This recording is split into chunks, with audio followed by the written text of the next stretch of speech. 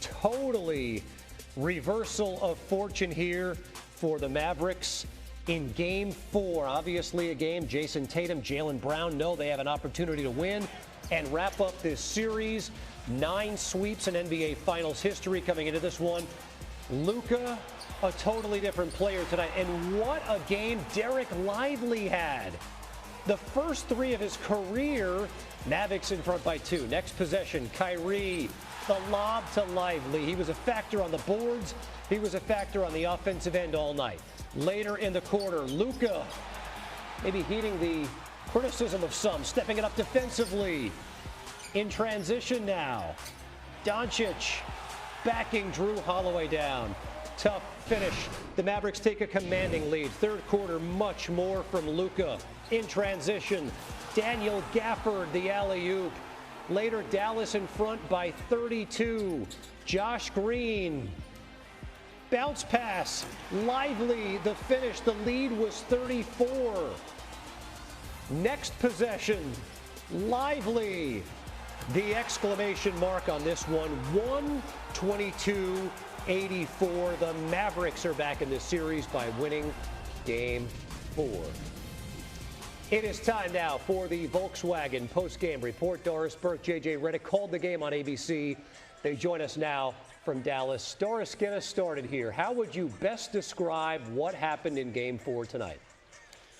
Just a different level of fight on the defensive end of the floor, Kevin, from the Dallas Mavericks. We talked through the first several games about the relentless attack, the drive and kick game of the Boston Celtics. Jaylen Brown and Jason Tatum consistently getting to the paint and spraying the ball out. Just a different level of physicality and intention in working to handle those drives and contain the ball, and that to me was a huge part of it. And on the other side, Boston did not contain the ball. You saw many first straight line drives by the Dallas Mavericks, in particular Luka and Kyrie. Big difference. JJ, how did the Mavericks' activity on the glass impact the game? Well, you saw it early. Derek Lively making efforts to keep the ball alive, second possessions. I just want to say this, that was a bad impersonation of the Boston Celtics. I don't know what that team was that we just watched. We have not seen that version of them all season long. You have to come with the correct mindset to win any game in the NBA. And, you know, whether it was just anxiousness about trying to close out a series, it was the Mavs that had the better mindset, the Mavs that didn't want to let go of the rope in this tug of war. You have to give the credit to the Dallas Mavericks, but I don't know what I just watched with the Boston Celtics.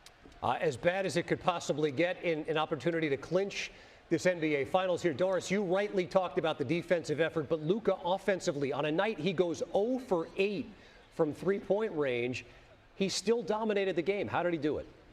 What do we call the great ones? So we always say they're going to respond. I don't believe for one single second what he told Lisa Salters, Kevin, that he didn't hear any of the criticism. He heard every single bit of it. And his level of engagement defensively, to me, changed it. But the other thing he did is we saw him play with more pace tonight than ever. And that comes in 2 different ways. It can come with a push-ahead pass, or it could come in cases where maybe they double-teamed the guy who got the rebound. He would sprint up the floor with the basketball in his hand. Pace was a huge part of what the Dallas Mavericks did all year long. They were 7th in that category, much different in the past. And Luka's just dynamic. Listen, he has every shot in the book. Finish left, finish right, finish oversized, through contact. He's got every shot. He does have every shot, and I love that you brought up the pace, Doris, because for 2 days all we heard is the Dallas Mavericks, they want to play faster. This is coming off a Game 3 where they had the most isolations in any playoff game in the player tracking era. That's the last 10 NBA seasons. They slowed the pace down. You go against a set Boston Celtics defense, it's tough to score. That pace is going to become even more important in Game 5 in the TD Garden. JJ, it's a 38-point Mavericks win, and so I guess it's easy for the Celtics to say, you know what, let's put this one behind us, let's move on to Game 5. That's easy to say. How easy is it to do? Well, this is a group that has talked about staying in the moment. They've talked about the process. This is a group that understands. They are battle tested. I would expect them to play like they've played all season. And I would also expect Dallas to play like they played tonight. And one thing that really stood out for me in our pregame meeting with Jay Kidd, he said, you know what? We're actually close. We're not that far off. This series is 3-0, but we're not that far off. And if you look at any of these games, in the first 3 games, I should say, there were certain moments where Boston was able to wrestle control away from Dallas. But they're right there, and they proved tonight they can definitely beat this team. And Doris, obviously so much about the Mavericks' success is Luka Doncic, Kyrie Irving, but Dante Exum tonight, Derek Lively was unbelievable. P.J. Washington played a role. Daniel Gafford as well, the role players on Dallas. How sustainable is this moving forward to Game 5 and possibly beyond? Well, I think the effort was the big key and the pace. And one guy you didn't mention who I thought was terrific and has been energetic and tough defensively is Josh Green. You saw Derek Jones Jr. make a corner 3. You saw P.J. Washington make that above the break 3. Maybe that kind of confidence from the open shots they got tonight, playing with that kind of pace, can carry over. It's more challenging for role players on the road. I thought in games 1 and games 2, you saw the lack of finals experience, but now you've been there, you've done that, you know what you're up against in Beantown. Can they respond a little bit better? On a night we thought the Celtics had an opportunity to close it out, we may be rethinking the complexion of this series here. Doris Burke, JJ Redick, great insight, great work on the broadcast tonight. Thanks for the time. Thank you. Thanks, Kev. The Mavericks stay alive in this series, becoming just the 3rd team in the last 70 years to avoid a sweep after going down 3-0. They are also the first to do it since LeBron and Kyrie back in 2017. So Dallas also snaps Boston's 10-game playoff win streak. Celtics' longest postseason win streak in franchise history. The Mavs also hand them their first road loss in these playoffs. And the Mavericks, they just blew the doors off the Celtics in this game.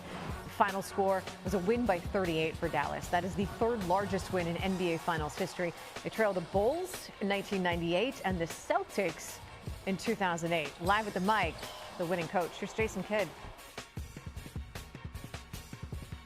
It was great. His energy was great. His ability to give us second opportunities. He displayed his range tonight with the corner 3, and so he was really good, and he's been good. And so, giving us second opportunities or picking up a foul from getting the offensive rebound was needed, and I thought he did a really good job this evening. Tim, 6th row. Tim Cato, The Athletic. Jason, with you guys playing like this, is there, is your view of it that this version of this team could have come sooner? And what emotions accompany that? Is it frustration? Does it just have to be, kind of a looking forward and an ability to continue this? You say that again? That was a long-ass question. Fair enough. You guys played better tonight. Yes. You guys played much better in a lot of areas tonight.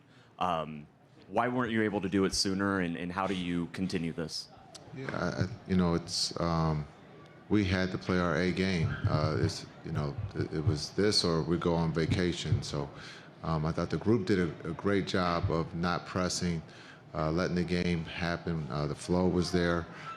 We've done this in the first 3 games. It's just we haven't been able to capitalize. We've made the mistakes, and they've capitalized on that. They shot the 3 well. We tried to keep them off the free throw line tonight and not giving them second opportunities. So I thought they did a really good job of being able to execute the game plan and let the game come to us. We made some shots. Finally, our role players stepped up and made some threes, and that's what we needed tonight. We're all going to put that. That was a long question. We're going to put that on our phones, and we're going to use that at various times. Tim Legler joins us now. Look, Luka, for all of the criticism that he had after Game 3, came out tonight, 29 points, and absolutely torched the Celtics at time. What impressed you about him offensively? He was murdering their switches. I mean, and Boston wants to switch a lot of things, but I just thought Boston got caught in way too many matchups with Luka Doncic in the first quarter of this game that really weren't fair. Sam Hauser then comes off the bench. He gets him a bunch. Al Horford, Xavier Tillman, like a bunch of guys that really didn't have a business doing it. It didn't seem like they got caught in this many cross matches in the first 3 games. And Luka just played physically. He didn't settle for deep step back threes with a hand in his face against these matchups. He got what you're seeing right here. He got physical. He got into the paint. He got what he wanted. I thought the way he handled himself was great in this game. One of the things, though, that helps with all the attention he's gotten for his defense and for the way he's comported himself in these games, just with his emotional, overt frustration all the time. Well, when you get up big early, you're not going to see that. So Luka clearly was in control of his emotions, and the defense wasn't necessarily called into question because they got a big lead pretty early where he wasn't targeted as much in the second half. But there's no question he played harder. So give him credit. He absolutely responded to the challenge. He played harder. They played harder. They got great minutes across the board, particularly out of the role players. I thought it was a big difference for Dallas tonight. I don't want to cut you off, but why talk about Luka when we can actually just talk to Luka? Joining us now in the bright lights, Luka Doncic. Can you hear me? It's Nicole Briscoe. Yes. Yes. What would you say? What do you say about what was the difference in your team in this game tonight? I think our energy and our pace, those two things, I think we did a great job tonight. Pace, pace, pace. That has been the theme going into this game. You just said it there. How were you able to change it and do more of what you wanted to do in this game? No, we talked. The season's on the line. I think the first 3 games we didn't do a great job. So we talked. We talk about it. Gotta give credit to Keith. Keith was the one. He always talks about it. And gotta give credit to him. He kept us together. We've talked to you about how your season early on, it changed when there was a big defensive switch. We saw a lot of defense. And you shut down the Celtics tonight. What did you do effectively in this game that maybe you couldn't do in games 1 through 3? Just trying to live everything out there. We play a lot of games. The end of the season is getting tough, but it's the finals, so you got to give everything. Okay, so 122-84 was the final score, and we heard you say after game 3 that you were going to go out there, maybe learn a couple of things, and you vowed to have fun. Did you have fun in this one tonight? Yes, a lot of fun. And this is our basketball. We got to play like this no matter what. Lose or win, we got to keep playing like that, having fun out there. That's what it's all about. Okay, so it's easier to do that sort of thing at home. It's easier to have that sort of performance at home. Now you need to pack it up, go on the road, and do the exact same thing again, backs against the wall in Boston. How do you keep it up? Yeah, we got to look at this game and learn from it, because if we play like this, it's tough to beat us, and we're going to believe till the end. We can't lose no more, so we're going to leave everything out there. Physically, how are you feeling? Amazing. Amazing. Everything hurts a lot less when you're winning, right? Yeah. Way less. Way more less. All right, well, whatever you're having, go have some more, and we'll see you in a couple nights in Boston. Thank you. Have a good one. It's been a stomach cancer. I feel great. Yeah, exactly. It's great. Don't worry about it. There's no better medicine, that's for sure. Legs, Luka was great offensively.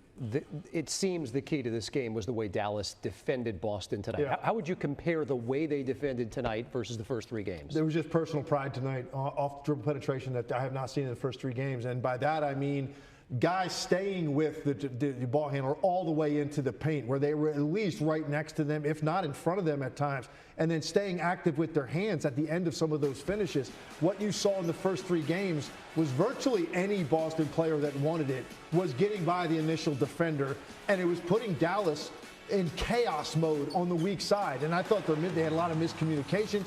2 guys running to 1 shooter, or nobody stepping up on penetration, or if you did step up, nobody protecting the shot blocker. When you don't let the ball get by you, you don't run the risk of so many defensive mistakes on the backside. So it starts with the individual pride at point of attack. It was just much better tonight. Boston had something to do with this. I like what JJ said about this was an imposter for the Boston Celtics. I agree. This is by far the worst game I saw Boston play all season.